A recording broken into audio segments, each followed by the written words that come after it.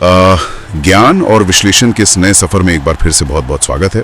आज का ये डीप डाइव मतलब स्रोतों का गहन विश्लेषण क्रिकेट के मैदान से जुड़े एक बहुत ही दिलचस्प और शायद थोड़े चौंकाने वाले रियलिटी चेक पर आधारित है। हाँ, और जो स्रोत आज हमारे सामने है वो न्यूज बुक यूट्यूब चैनल का एक बेहद चर्चित वीडियो है। सही कहा। इस वीडियो में हाल ही में हुए इंडिया बनाम Netherlands T20 world cup match का बहुत ही बारीकी से विश्लेषण किया गया है, एकदम माइक्रोस्कोपिक लेवल पे। बिल्कुल। तो आज का हमारा मिशन बड़ा ही स्पष्ट है। हमें यह समझना है कि जिस भारतीय टीम ने अपने पिछले 29 में से 28 मैच जीते हैं, जो कि अपने आप में एक बहुत बड़ा नंबर है। हाँ, और जिस टीम का दबदबा ऐसा था कि वर्ल्ड कप में आने से पहले क्रिकेट जगत में ये चर्चा आम थी कि ये टीम किसी भी दिन T20 क्रिकेट में 300 रनों का ऐतिहासिक आंकड़ा छू लेगी। सही बात है। वही टीम नीदरलैंड जैसी टीम के खिलाफ सिर्फ 17 रनों से क्यों जीती? तो क्या ये जीत वाकई जश्न मनाने लायक है या फिर एक अलार्मिंग सिचुएशन है? एक खतरे की घंटी है। चलिए इसे थोड़ा डिकोड करते हैं। देखिए, ये सवाल अपने आप में पूरी क्रिकेट डिबेट का केंद्र है। जब किसी टीम के इर्द गिर्द इस तरह का ऑरा या माहौल बन जाता है कि वो अजेय हैं, तो हर एक मैच का परिणाम सिर्फ जीत या हार तक सीमित नहीं रहता। हाँ, फिर बात इस पर आ जाती है कि जीत कैसे मिली। एग्जैक्टली। वीडियो क्रिएटर ने जिस तरह से इस मैच के आंकड़ों और खेल की रणनीति को सामने रखा है, वो ये सोचने पर मजबूर करता है कि क्या ये टीम इस समय दुनिया की अनडिस्प्यूटेड बेस्ट टीम है या केवल एक मजबूत टीम है जिसके अंदर कुछ गंभीर खामियां छिप गई है। बिल्कुल, और ये खामियां नीदरलैंड वाले मैच में खुलकर सामने आई। मतलब एक क्रिकेट फैन के नजरिए से देखा जाए, वर्ल्ड कप से पहले हर जगह यही बात हो रही थी कि भारतीय टीम का बैटिंग लाइनअप इतना खतरनाक है कि 250 या 300 रन बनना अब बस समय की बात है। लेकिन नीदरलैंड के खिलाफ असलियत कुछ और ही रही। हाँ, टीम 200 का आंकड़ा भी पार नहीं कर पाई। भारत ने 193 रन बनाए और जवाब में नीदरलैंड की टीम ने भी 176 रन बना डाले। अब मैं यहाँ एक आम फैन की तरह पूछना चाहूंगा कि क्या एक जीत नहीं होती?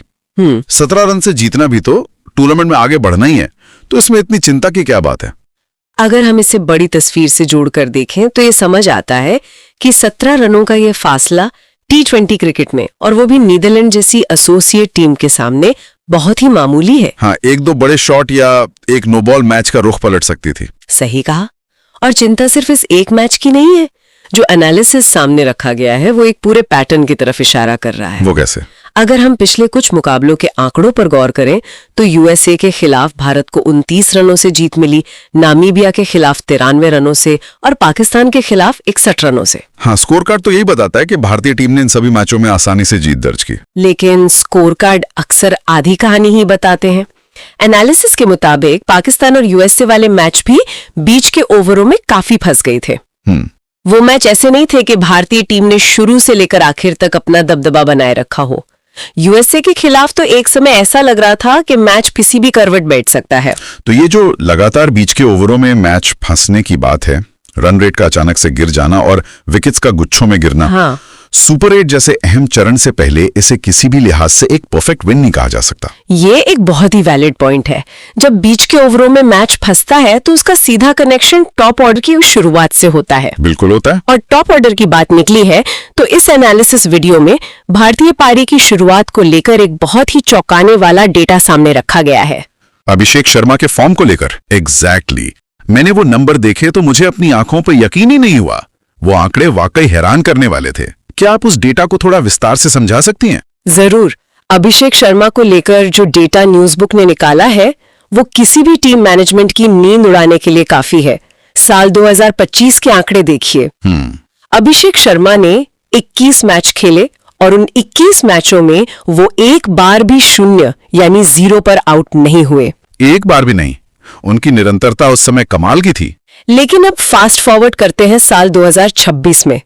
इस साल सिर्फ 8 मैचों के अंदर ही वो 5 बार 0 पर आउट हो चुके हैं। 5 बार डक। हाँ, और सबसे बड़ी खतरे की घंटी ये है कि इस मौजूदा वर्ल्ड कप के 3 मैचों में वो बिना खाता खोले 0 पर ही पवेलियन लौट गए। एक खिलाड़ी जो पिछले साल तक इतना रॉक सॉलिड था, उसका अचानक से हर दूसरे मैच में डक पर आउट होना, ये तो पूरी टीम के मोराल को गिराने वाला है। बिल्कुल। वैज्ञानिक पहलू वीडियो में समझाया गया है, वो बहुत दिलचस्प है। पिछले कुछ समय का पैटर्न देखिए। बताइए। एक समय था जब शुभमन गिल फ्लॉप होते थे तो अभिषेक शर्मा रन बनाते थे और जिम्मेदारी अपने कंधों पर ले लेते थे। फिर जब संजू सैमसन का बल्ला नहीं चला तब भी अभिषेक ने पारी को संभाला। एक तरह से वो एक शॉक एब्जॉर्बर का काम कर रहे थे। सही शब्द इस्तेमाल किया आपने, शॉक एब्जॉर्बर। लेकिन अब समीकरण बदल गया है। अब ईशान किशन अच्छा खेल रहे हैं। इस नीदरलैंड वाले मैच में भी ईशान काफी सॉलिड लग रहे थे, वो बस थोड़े अनलकी रहे कि आउट हो गए। हाँ, लेकिन जब दूसरे छोर से रन बन रहे हैं तो अचानक अभिषेक शर्मा लगातार फ्लॉप हो रहे हैं। ऐसा लगता है कि जब उन पर टीम को संभालने का दबाव नहीं होता तो वो अपनी एकाग्रता खो बैठते हैं। और नीदरलैंड के गेंदबाजों ने खासतौर पर आर्यन दत्त ने इस कमजोरी को बहुत अच्छे से भुनाया। आर्यन दत्त ने जिस तरह से अभिषेक शर्मा को फंसाया उसकी वीडियो में काफी चर्चा हुई है। आर्यन दत्त की गेंदबाजी वाकई काबिले तारीफ थी। उन्होंने सिर्फ गेंद नहीं फेंकी, उन्होंने एक पूरा जाल बुना। दत्त ने बिल्कुल स्टंप्स की लाइन में टाइट लेंथ पर गेंदबाजी की। उन्होंने अभिषेक को हाथ खोलने का या जगह बनाकर शॉट खेलने का कोई मौका ही नहीं दिया। और जब आप लगातार डॉट बॉल खेलते हैं तो एक T20 ओपनर पर दबाव बढ़ता है और उसी दबाव में अभिषेक ने गलती की। और जब आपका टॉप ऑर्डर का बल्लेबाज इस तरह से लगातार संघर्ष करता है तो उसका असर सिर्फ उस एक विकेट तक सीमित नहीं रहता, पूरा ड्रेसिंग रूम तनाव में आ जाता है। बिल्कुल, और यहीं से उस दबाव का ट्रांसफर होता है मिडिल ऑर्डर पर, या यूं कहे कि नंबर 3 और 4 पर। और शायद यही वजह है कि हम मैच के सबसे बड़े और मेरे हिसाब से सबसे विवादास्पद सवाल पर आ गए हैं। तिलक वर्मा का स्ट्राइक रेट। एग्जैक्टली। नीदरलैंड के खिलाफ उनकी पारी ने सोशल मीडिया और क्रिकेट एक्सपर्ट्स के बीच एक लंबी बहस छेड़ दी है। उन्होंने 27 गेंदों का सामना किया और केवल 31 रन बनाए। और उनका स्ट्राइक रेट 144 का रहा। हाँ, 144 का स्ट्राइक रेट। अब मैं यहाँ थोड़ा डेविल्स एडवोकेट की तरह सोचना चाहूंगा। बताइए। अगर दूसरे छोर से विकेट गिर रहे हैं, ओपनर डक पर आउट हो गया है, तो क्या तिलक वर्मा का ये धीमा खेलना टीम को संभालने की एक कोशिश नहीं थी? क्या T20 में हमेशा पहली गेंद से मारना ही जरूरी है? ये एक बहुत ही आम तर्क है और कुछ हद तक सही भी लगता है। लेकिन क्या? यहाँ जो बात सबसे हैरान करने वाली है वो ये है कि तिलक वर्मा का ये धीमा खेलना सिर्फ नीदरलैंड के खिलाफ किसी खास परिस्थिति का नतीजा नहीं था। अच्छा। जो विश्लेषण सामने रखा गया है वो बताता है कि ये एक आदत बनती जा रही है। पाकिस्तान और UAE के खिलाफ खेले गए मैचों में भी तिलक वर्मा इसी तरह धीमा खेले थे। तो ये एक पैटर्न है। हाँ, ऐसा लगता है कि अपनी चोट से वापस आने के बाद उनकी बल्लेबाजी में वो जो एक्सेलरेशन या अचानक से गियर बदलने की क्षमता थी वो कहीं खो गई है। तो मतलब आप कह रही हैं कि ये एंकर करने की रणनीति नहीं बल्कि उनकी खुद की फॉर्म या आत्मविश्वास की कमी है? बिल्कुल। T20 क्रिकेट के आधुनिक स्वरूप को समझिए। इस फॉर्मेट में जहां टीम के पास कुल 120 गेंदें होती हैं, वहां शुरुआत के 11 ओवरों में पूरी टीम का केवल 76 रन बनाना ये क्राइम की तरह है। 11 ओवर में सिर्फ 76 रन? अगर आप 11 ओवर तक 7 रन प्रति ओवर के हिसाब से खेल रहे हैं तो आप अपनी ही टीम के लिए एक गड्ढा खोद रहे हैं। और इस गड्ढे में सबसे ज्यादा नुकसान निचले क्रम के बल्लेबाजों का होता है। ये बात मुझे इस एनालिसिस में सबसे ज्यादा चुभी। डोमिनो इफेक्ट की वजह से। हाँ। जब टॉप ऑर्डर इतना समय ले लेता है तो इसका सीधा असर नीचे के बल्लेबाजों पर पड़ता है। सोचिए, वॉशिंगटन सुंदर जैसे टैलेंटेड खिलाड़ी को तो गेंदें खेलने का मौका ही नहीं मिला। और रिंकू सिंह का क्या? वही तो, एक ऐसा खिलाड़ी जिसे दुनिया भर में खूंखार फिनिशर माना जाता है, उसे इस मैच में केवल 3 गेंदें खेलने को मिली। सिर्फ 3 गेंदें। यही वो सबसे बड़ा सामरिक यानी टैक्टिकल ब्लंडर है जिसकी तरफ वीडियो में इशारा किया गया है। अगर आप अपनी टीम के सबसे खतरनाक हथियारों को म्यान में ही रखे रहेंगे तो जीत कैसे मिलेगी? टॉप ऑर्डर के बल्लेबाजों को यह समझना होगा कि उनके धीमे खेलने की कीमत उन फिनिशर्स को चुकानी पड़ती है जो डेथ ओवर्स में मैच का रुख पलट सकते हैं। रिंकू सिंह को 3 गेंदें मिलना टीम के रिसोर्स ऑप्टिमाइजेशन की एक बहुत बड़ी नाकामी है। पूरी तरह से। एकदम सही बात है। ये तो वैसी बात हो गई कि आपके पास एक फरारी कार है लेकिन आप उसे ट्रैफिक जाम में फंसा कर रखे हुए हैं। बहुत ही सटीक उदाहरण है ये। खैर, यहाँ बात सच में बहुत दिलचस्प हो जाती है क्योंकि जहां एक तरफ टॉप ऑर्डर संघर्ष कर रहा था, रन रेट रेंग रहा था, वहीं मध्य क्रम में एक ऐसा खिलाड़ी आया जिसने गेम को पूरी तरह से हाईजैक कर लिया। आप शिवम दुबे की बात कर रहे हैं। शिवम दुबे, ये खिलाड़ी किसी वीडियो गेम के चीट कोड की तरह लगता है। वीडियो में उनकी पारी का जो ब्रेकडाउन है वो कमाल का है। शुरुआत में तो वो भी धीमा खेल रहे थे। हाँ, शिवम दुबे ने अपनी पहली 10 गेंदों में सिर्फ 5 रन बनाए थे। कोई भी उस समय यही सोच रहा था कि ये भी उसी 144 वाले स्ट्राइक रेट की बीमारी का शिकार हो गए हैं। लेकिन फिर जो हुआ, 31 गेंदों में 66 रन। ये गियर शिफ्ट कैसे होता है? शिवम दुबे की यही खासियत उन्हें इस टीम का एक बहुत ही अंडररेटेड हीरो बनाती है। उनके खेलने के तरीके को लेकर इस एनालिसिस में एक बहुत ही सटीक जुमले का इस्तेमाल किया गया है। कौन सा जुमला? No footwork, no failures. ये थोड़ा अजीब नहीं लगता? बचपन से क्रिकेट कोचिंग में यही सिखाया जाता है कि पैरों का इस्तेमाल करो, फुटवर्क अच्छा होना चाहिए। सही बात है। और यहाँ बात हो रही है कि नो फुटवर्क ही उनकी सफलता का राज है। इसे थोड़ा आसान भाषा में समझाइए। देखने में ये जरूर अजीब लगता है, लेकिन स्पिनर्स के खिलाफ ये एक बहुत ही कारगर तकनीक है। होता क्या है कि जब बल्लेबाज बहुत ज्यादा फुटवर्क इस्तेमाल करता है तो कई बार वो गेंद की लाइन या टर्न से बीट हो जाता है। हाँ, ये तो अक्सर होता है। शिवम दुबे क्या करते हैं, वो क्रीज में अपनी जगह पर एक मजबूत बेस बनाकर खड़े रहते हैं। वो गेंद को अपने पास आने देते हैं और फिर अपने शरीर की पूरी ताकत और लंबी पहुंच का इस्तेमाल करते हुए एक साफ गोल्फ स्विंग की तरह बल्ला चलाते हैं। बिना पैर हिलाए। बिना पैर हिलाए वो एक स्टेबल पोजीशन में रहते हैं, जिससे स्पिनर्स के खिलाफ बड़े छक्के मारना उनके लिए आसान हो जाता है। जहां बाकी बड़े और तकनीकी रूप से सक्षम खिलाड़ी दबाव में बिखर जाते हैं, वहां शिवम दुबे का ये ब्रूट फोर्स काम आता है। और ये कोई तुक्का नहीं, उनके पिछले आंकड़े भी यही गवाही देते हैं कि वो इस रोल में कितने माहिर हो चुके हैं। बिल्कुल, एनालिसिस में जो आंकड़े दिए गए हैं वो उनकी अहमियत साबित करते हैं। पाकिस्तान के खिलाफ एक बेहद दबाव वाले मैच में उन्होंने 17 गेंदों में 27 रन बनाए, नामीबिया के खिलाफ 16 गेंदों में 23 रन और एशिया कप जैसे बड़े मंच पर 22 गेंदों में 33 रनों की पारी खेली थी। Consistent impact. वो हर बार क्रीज पर आते हैं और एक बेहद जरूरी इम्पैक्टफुल पारी खेलकर जाते हैं। और सबसे बड़ी बात, वो सिर्फ बैट से ही नहीं, गेंद से भी अपना काम कर रहे हैं। इस मैच में 3 ओवर 35 रन और 2 विकेट। एक ऑलराउंडर के तौर पर वो टीम को वो संतुलन दे रहे हैं जिसकी सबसे ज्यादा जरूरत है। लेकिन जब हम ब्रूट फोर्स और तबाही की बात कर ही रहे हैं, तो भारतीय टीम के असल फिनिशर इन चीफ की बात कैसे छोड़ सकते हैं? हार्दिक पांड्या। ओहो, उनके आंकड़े तो कमाल हैं। वीडियो में डेथ ओवर्स यानी 16वें से 20वें ओवर के बीच हार्दिक के जो आंकड़े दिखाए गए हैं, वो किसी भी विरोधी कप्तान की रातों की नींद उड़ाने के लिए काफी हैं। हार्दिक पांड्या की वो आंकड़े सच में खौफनाक हैं। जरा इन नंबर्स पर गौर कीजिए।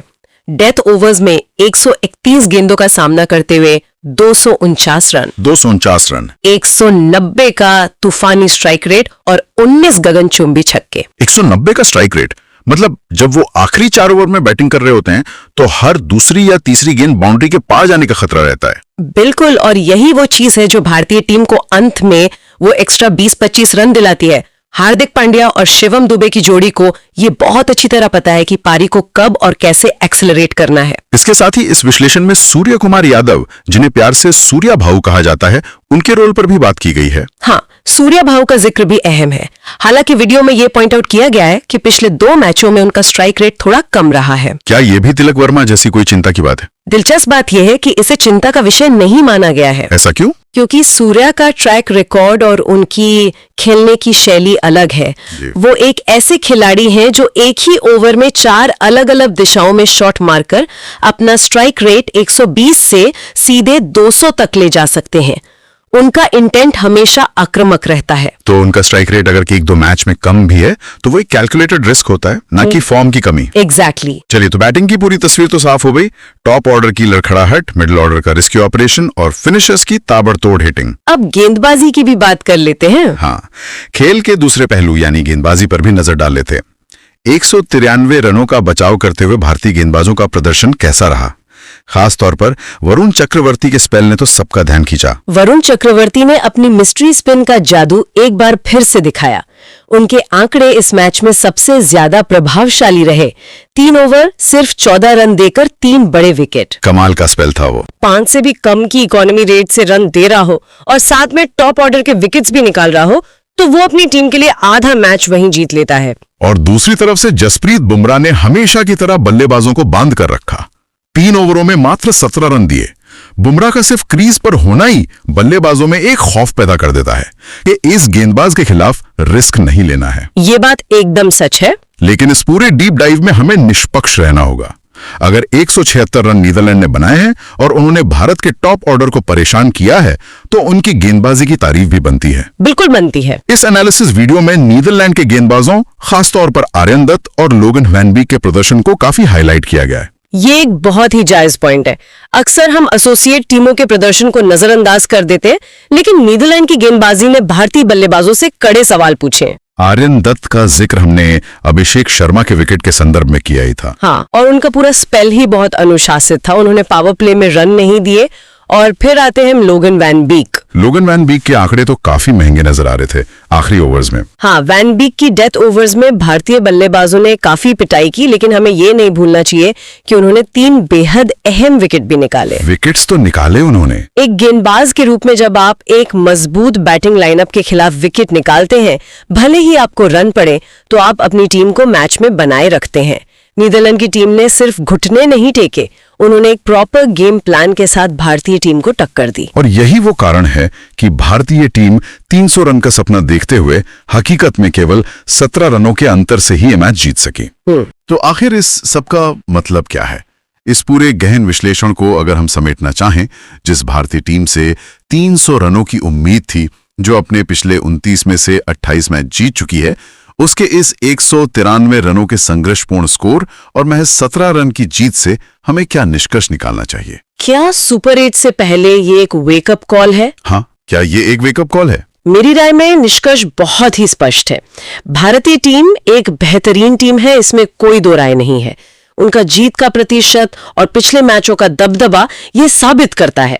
लेकिन कमियां अभी भी हैं। हाँ, ये विशेष मैच और इसका विश्लेषण इस बात को मजबूती से स्थापित करता है कि सुपर 8 जैसी डू और डाई स्टेज में जाने से पहले टीम के कई सामरिक चेक बॉक्स अभी भी खाली हैं। जैसे कि ओपनिंग की समस्या। बिल्कुल, ओपनिंग में अभिषेक शर्मा का बार बार 0 पर आउट होना टीम को लगातार बैकफुट पर धकेल रहा है।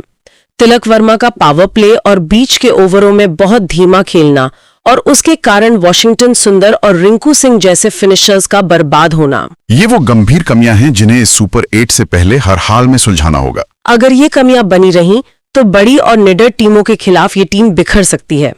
इसलिए वीडियो का अंतिम सार यही है कि ये एक जीत जरूर है, लेकिन ये एक विन है but not a perfect win. Win है but not a perfect win. ये सच में एक आंखें खोल देने वाला विश्लेषण है। क्रिकेट की उस चमक दमक, उन बड़े छक्कों और लगातार जीत के रिकॉर्ड्स के पीछे की असलियत को ये बहुत खूबसूरती से सामने लाता है। सही कहा। हमेशा सिर्फ जीत का मार्जिन या विनिंग स्ट्रीक देखना काफी नहीं होता, वो जीत किन गलतियों के बावजूद मिली, ये देखना ज्यादा जरूरी है। बिल्कुल। इसी के साथ इस पूरी चर्चा को ध्यान में रखते हुए श्रोताओं के लिए ये सोचने वाली बात है, एक ऐसा सवाल जो शायद इस वर्ल्ड कप का नतीजा तय कर सकता है। अगर 20 ओवर के छोटे और तेज खेल में लगातार विकेट गिरने के डर से भारतीय टॉप ऑर्डर इतना रक्षात्मक यानी डिफेंसिव हो जाएगा, तो क्या सुपर 8 में किसी बेहद आक्रामक और निडर टीम के सामने ये अत्यधिक सतर्कता ही भारत की सबसे बड़ी कमजोरी नहीं बन जाएगी? ये एक बहुत ही बड़ा सवाल है। क्या डर डर कर खेलना उन्हें उस बड़े मंच पर भारी पड़ सकता है? ये एक ऐसा विचार है जिस पर हर खेल प्रेमी को जरूर गौर करना चाहिए। आज के इस डीप डाइव में हमारे साथ जुड़ने और आंकड़ों के पीछे छिपी इस दिलचस्प कहानी का हिस्सा बनने के लिए बहुत बहुत धन्यवाद। नई जानकारियों और ऐसे ही सटीक विश्लेषणों के साथ आगे भी मिलते रहेंगे। तब तक के लिए गहराई में गोते लगाते रहिए और सवाल पूछते रहिए।